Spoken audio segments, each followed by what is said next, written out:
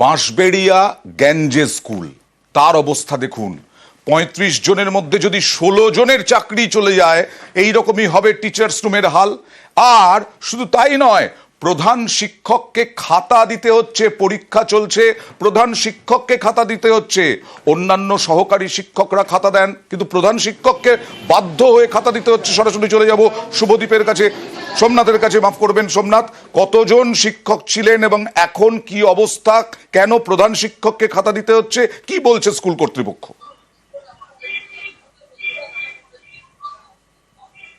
হ্যাঁ দেখো, সুপ্রিম কোর্টের রায়ে ঘোষণা হওয়ার পর এই স্কুলের বাঁশবেড়িয়া গ্যাঞ্জেস হাই স্কুলের ১৫ জন শিক্ষক তাদের চাকরি বাতিল হয়েছে।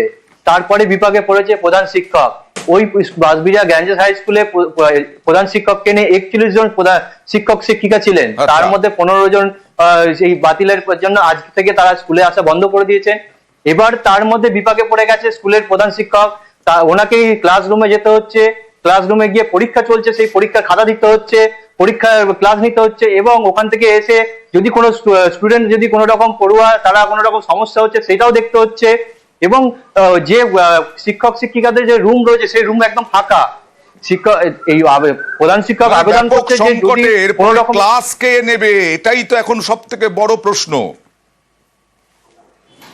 আমরা তো ১৫ জনকে হারিয়েছি, হারানোর পরে আমাদের পরীক্ষা চলছে। এবার সবার তো সেইভাবে ডিউটি আমরা ফিক্স করেছিলাম, এতগুলো রুম, এতগুলো বাচ্চা, মোট ২৮টা রুমে পরীক্ষা হচ্ছে, আর আমরা অলরেডি ১৫ জনকে হারিয়েছি।